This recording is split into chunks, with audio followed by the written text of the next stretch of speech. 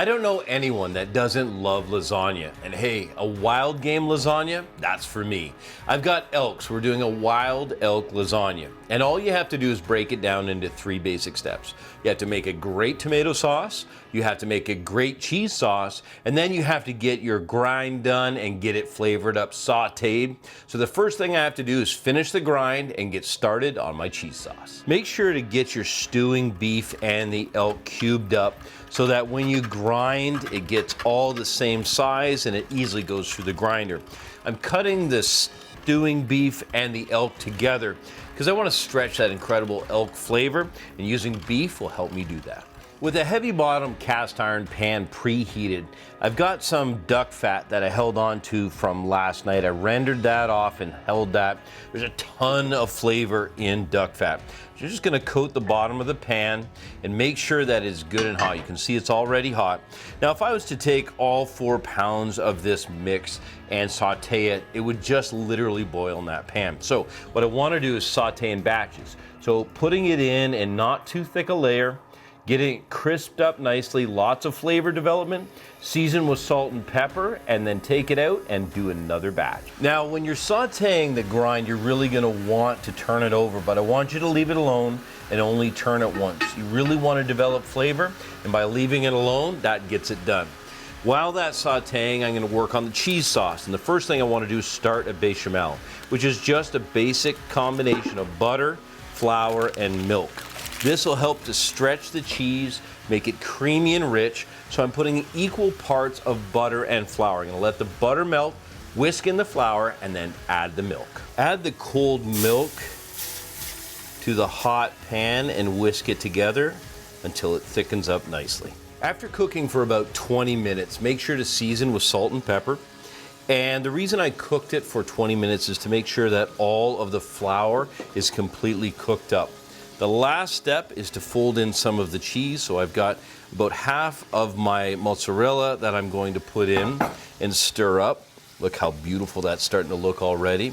And then the ricotta. So the ricotta will add some real richness. Oh, look at that. I love ricotta. Now I'm gonna get this off the heat, get it cooled down, and fold in a few eggs, which will bind it all together. After 4 batches, the ground is ready to be removed. You can see that I've taken and set it aside. I just put it inside the pan that I'm gonna use to make the lasagna. No sense in doing more dishes. I'll set that aside. Now, for the cheese sauce, we've got this beautiful flavor developed. Now it's time to bring it all together. And what we'll do is with some eggs, we'll crack some eggs in there. And what these eggs are gonna do is they're gonna bind those flavors together, and they'll also add some additional richness. So 3 eggs in, and then I'll stir this completely. A lot of times when you're at camp, you don't have access to a lot of different ingredients. So I'm gonna build a really good flavor base for our tomatoes with the use of yellow onions, garlic, and then we found these pheasant back mushrooms, which are beautiful. They're wild and they'll give a ton of flavor. The other thing is I brought my own canned tomatoes, so I know that there's a ton of flavor there. Want to make sure to get flavor at every level. The first thing I'm going to do is just simply make a fine dice of the onion, and then I'll take and crush the garlic cloves and get those chopped up nice and fine and get started with this base. When you're cutting onions or doing any prep work, make sure to put a good edge on your knife. Using a honing steel to get that knife back where you need it to be will keep it safe and make the job easy. Now, this is the root bottom and this is the tip. What I'm gonna do is I'm just gonna draw my knife through. And you can see I'm doing it about the width of a fine dice. As I do, I'm gonna get this lateral cut. Then, parallel to the board, I'm going to run backwards, and depending on the thickness of the onion, we'll go a couple times. Then, nice clean finish. Makes a perfect dice. In a large stock pot, start with at least a cup of extra virgin olive oil. This is going to saute all of our veg, but at the same time, it's going to bring a ton of flavor. First thing to go in is all these onions. You want to make sure to cook down the onions for about 10 minutes. Season with salt and pepper. After about 10 minutes, you'll see they've started to develop flavor, they become translucent, and they're really ready for the rest of the ingredients. Now for the balance of the prep. I'm gonna come over here and have a look at these gorgeous mushrooms. I'm gonna take off that woody stem, just slice through it, turn that upside down and just make a fine slice. The mushroom is going to add texture and richness that really nothing else can add. Once that's done, I'll take the cloves of garlic, break them out, each one, trim off the base, peel off the outside, split it in half, peel off the outside, and then put these 2 cloves together on the board with the flat side down. Makes them really easy to handle, and just literally make a very fine slice. All of this is going to go in with the onions. With all the flavor development complete, it's time to start combining some of these ingredients. The first thing that I'll do is put in these tomatoes. These tomatoes are going to have all kinds of richness, all kinds of summer sun locked inside.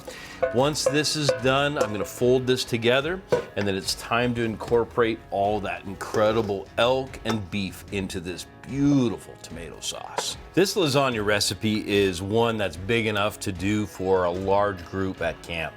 But if you want to do this at home, the one thing I always do with lasagna, when I'm going to all of this effort, I take the time to make 2 or 3.